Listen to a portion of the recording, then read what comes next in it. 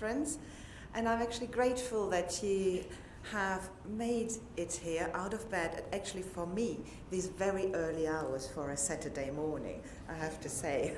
So I'm going to talk about paving the way for treatments, because when it comes to research, this is what our charity is dedicated to, that the research we fund will be of benefit to us, to you, to our supporters, and to our families.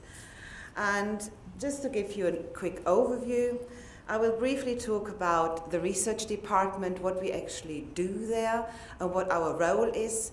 And then I kind of thought this time I wanted to touch on how we fund research and what the process is there. And I will briefly talk about this, and then I give you some really exciting new updates on research development, and then I will talk, but only I will touch upon that, about translational research, and then I will have one slide about what the future holds for us. So first of all, our activities. So we are 3 people in the research department. We are all so-called ex-scientists.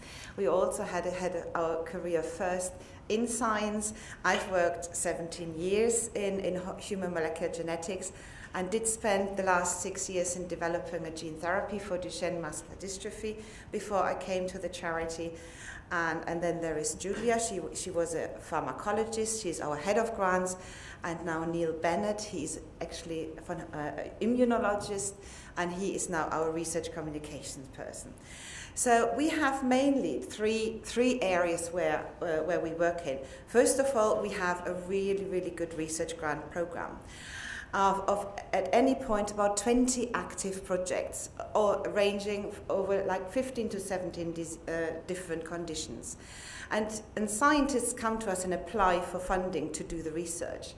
And every application there undergoes a very rigorous peer review process, and I have a bit more about that in my next slide, so that really only the best science gets funded. Then, of course, what is very close to my heart is that we do communicate. Sorry, I jumped already to the third point. We do communicate the science that our scientists do to our families, to the lay audience, in a language that is easy to understand. And we kind of launched some years ago Target Research, which is a magazine. We have a webly based news service. Every week there we have news stories, and recently, because more and more of this really exciting technologies going into clinical trials, we have now a clinical trial database, so you can look up for your information where and what kind of clinical trials are there ongoing. But of course, the third point is we are dealing here with rare diseases, and in order to push improvement of diagnosis, to push the development of treatments, we have to make the clinicians and scientists to work together, nationally and internationally. And we facilitate communication and collaboration of the scientific community by organizing conferences and workshops, and also funding support for the European Neuromuscular Center. And the European Neuromuscular Center was founded 20 years ago and really was instrumental in getting the scientists all over the world together to share their experience and share their knowledge. And I'm really pleased, I'm delighted to say that Professor Alan Emery, who was a founder of the ENMC, will be here today at a conference. He's a fantastic, world-renowned scientist, and even kind of so world-renowned that a muscular dystrophy is named after him, and that's the Emery-Dreifuss muscular dystrophy. So you will see him today amongst in the audience.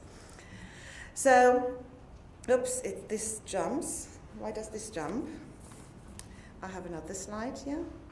Sorry. Oh, I've lost the slide. Oh. Yeah, oops, why is this going? Oh. Peer review, okay. Sorry for this. So at the heart of the charity is our research program. And of course, our commitment is to ensure that only the best science gets funded, because we have a duty that the donations that come from you, our families, our supporters, is invested in research that that at the end of the day has a benefit to you. And we do this by using a peer review system to identify that best science. And what is a peer review? Peer review is used to assess the quality of scientific ideas through independent scrutinies by qualified experts. And it's the scientists themselves who do it. But we use an external review. We send the applications to people all over the world. And we have an internal review, which is we have our own medical research committee. And a couple of years ago, we also implemented a lay panel so that the patient's voice is also heard. And we do have a poster there, over there, if somebody is wants to know more details, is interested in this, to learn more about it, how we really do science. And there are a number of people here who are on our lay panel. Stephen is there and Stuart Watt. So please kind of have a look at our poster there to learn more about it. And what does it tell you? What does a peer review tell you? It tells you whether the research is scientifically valid, significant, and original, whether it's timely and achievable, and whether it's not necessarily duplicating, in other words, because we don't want to duplicate and waste our money on research that somebody else is already doing, to use appropriate methodologies, and whether it's carried out by researchers with the right skills and facilities, because anybody can come to us and say, I can do this and that. And if we don't have proper feedback on whether this is really true, we might be wasting our money. And whether it's value for money, and whether it fits our research strategy that is published on our website. So this is how we ensure that only best quality science get funded. And I do want to talk about two areas where there really have been fantastic breakthroughs achieved. And one is, somebody mixed up my slides, I'm really sorry. I think somebody put a spell on here. And one is mitochondrial myopathy. And there has been a huge achievement in the last years of developing a form of treatment. But it is not treating the people who have at the moment mitochondrial myopathy. It is preventing that these sometimes devastating conditions is to be transmitted to future children. And behind the research is Professor Doug Turnbull at Newcastle University. And he has developed an IVF technique to prevent the transmission of mitochondrial myopathy from mother to child. So what is mitochondrial myopathy? Mitochondrial myopathy is caused by a mutation in the mitochondria. And mitochondria are the powerhouses of the cell, the batteries of our cell. They provide the energy. And of course, if they don't work, it has a huge impact on the muscles because they use a lot of energy. And mitochondria are special because they're tiny organs. This is why they're called organelles.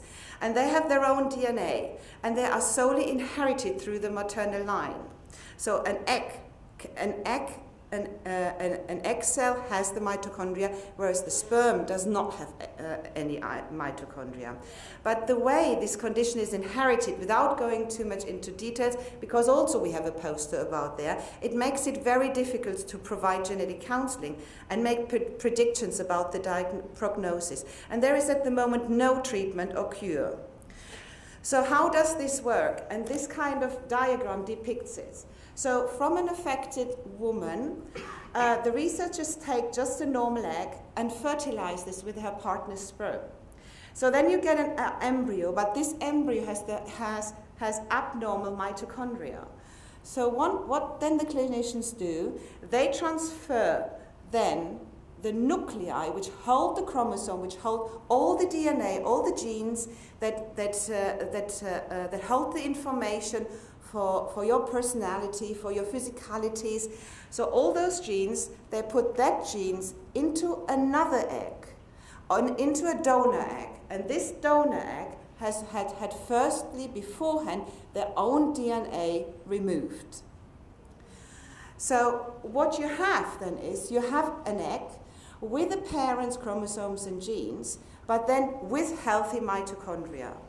And with this, the next generation will not have mitochondrial myopathy.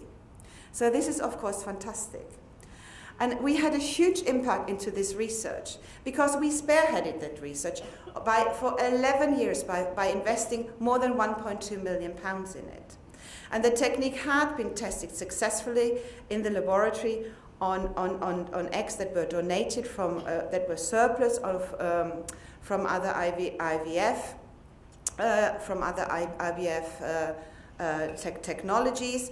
And so it has to be, but some small experiments have to be done so that clinicians really understand whether this technique is safe. But what is good here is that the Wellcome Trust now has picked it up, because they kind of thought this is so promising that they and the Newcastle University have contributed £5.8 million to set up the centre, a centre of mitochondrial disease, to take this research to the next stage. And this is fantastic. However, there is another hurdle that we have to kind of overcome, because the resulting embryo has DNA from 3 sources. And it's classified as a genetically modified embryo. And under the current law, it's not allowed to be implanted back into a woman's womb. So the law has to be changed. And the HFEA is now conducting a consultation on behalf of the Minister of Health. Robert, that's right, yeah. On behalf of the Ministry of Health, to seek public view on whether this is allowed to go ahead. And the consultation will discuss social and ethical issues surrounding the creation of embryos that have DNA from these 3 sources. And of course, we as a charity, we support this consultation, because it will, for us, it will ensure that the complex science will be communicated in an objective way. Because you might have seen headlines of 3 parents and designer babies, which of course is not the case. This is a very, very particular technique that can only be used for people who have a mitochondrial myopathy. That's all. And the resulting embryo will have all the genes that determine how you look like, how you behave from the parents. And only 0.01% of the DNA will come from the donor egg. So there is a lot of scaremongering around, and we have to prevent that happen to have an impact on the public view, on the public opinion. And the families, of course, who have this condition, they are very much in favor of the choice to use this technique. Because of a balance of possible risks and benefit. They are ready to take the risk to move this forward into clinical trial. And it is about choice. We have to, if there is a technique that could give parents the choice of having healthy children, this can only be good. So the second area where we had a huge kind of leap jump is in exon skipping. And exon skipping is, you might have heard about this as well, is something that is very promising, and it can be used to treat, it could be used in the future, it could be used to treat DMD. So how, just very briefly, because again, we have several posters on this again, how does it work? So a gene is like a puzzle, and it consists of little pieces in the DNA that have to be joined together for the information to make sense, to be then kind of translated into a protein. And what happens in boys with Duchenne, one piece is missing, it's called a deletion, or several pieces are missing, but then the rest of it cannot be joined together. So no dystrophin is being made. And scientists have so-called developed molecular patches, so they can mask the mutation.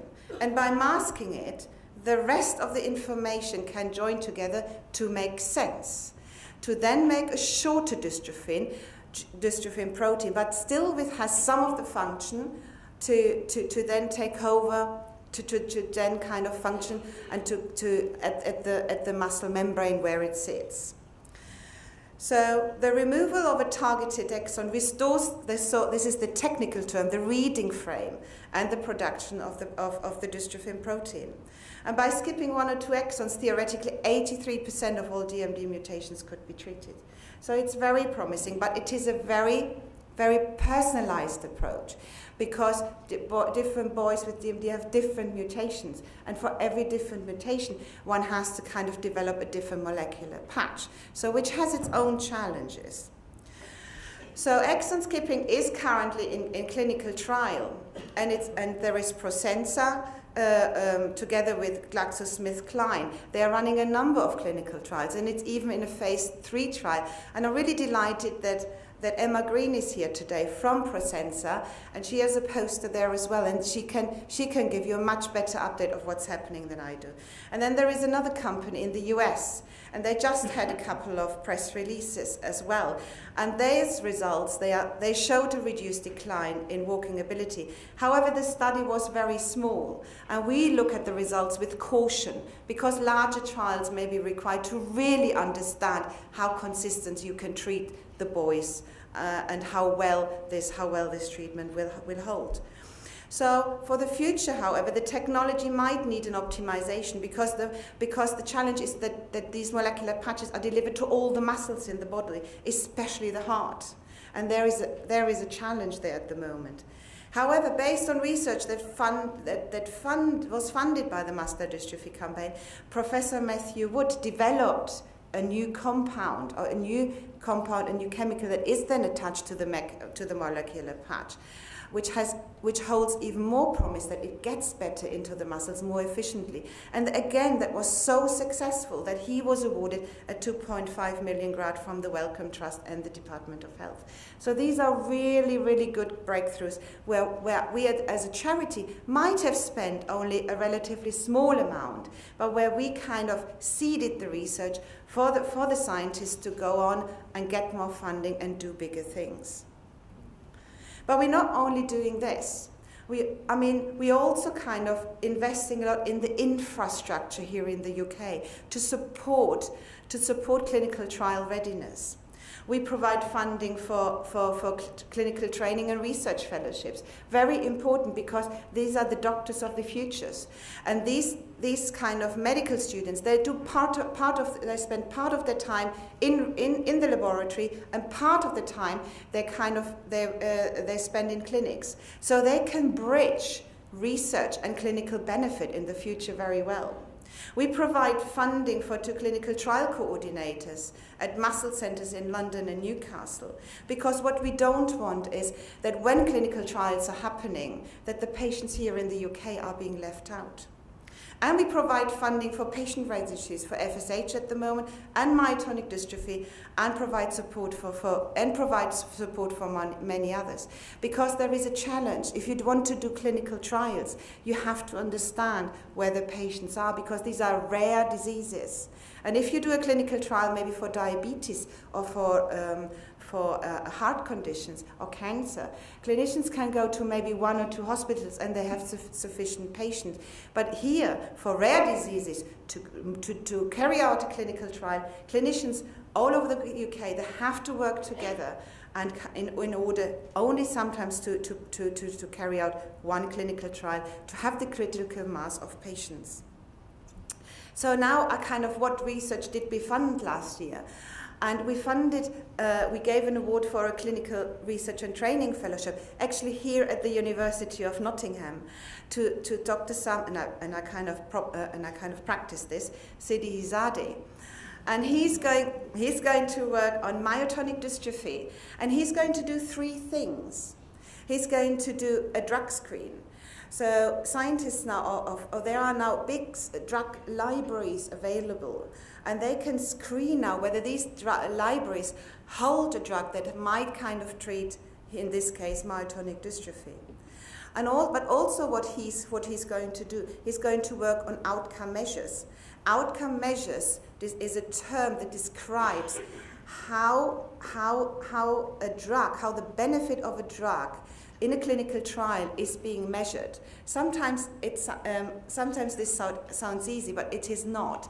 And also, if you have an outcome measure, you have to make sure that every clinician who is taking part in a clinical trial uses the same outcome measure. Because if you measure muscle strength, muscle function, and one clinician measures it in the arm and the other one in the leg, you will be comparing apple and pears, and you won't get any results out of a clinical trial. And the third one is he's trying to identify biomarkers, and these are very sensitive indicators of how advanced or severe a disease can be and how it progresses. But the good thing is these biomarkers, they can also be used maybe for clinical trials in order then to have a non-invasive way of measuring the benefit of a drug, because at the moment clinicians sometimes have to take a muscle biopsy, and that is very painful. And here they hope that they might have these compounds that they can find even in the blood or in the urine. So this is great. However, what does the future hold for us? There are a lot of clinical trials coming on, and coming out now. But what emerges is we need to work internationally together. An international effort is necessary to speed up the development of treatments. If clinical trials move now into phase 3, for example, then hundreds of patients may be needed, and a lot of up to 30, 40 muscle centers all around the world have to work together in order to understand really how these treatments work. And more clinical trials, as I said, are taking place, and we need to make sure that the families here in the UK are not left out. And clinical trials are expensive, and they might not always have the success that we hope for. So we have to keep pushing on with our research program. We have to keep investing to optimize current technology, but we also need to make sure that the full potential of these technologies is explored. Because exon skipping, for example, what is at the moment in clinical trial for Duchenne, it can be used in a different form for myotonic dystrophy, for spinal muscular atrophy, and maybe for FSH. And we need to make sure that this is going to happen. And again, with my last slide, the road to treatments.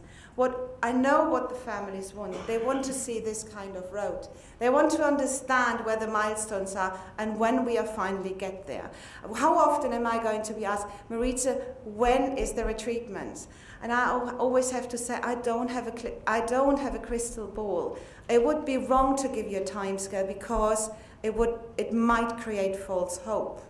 Because how the road actually does look like is more like this.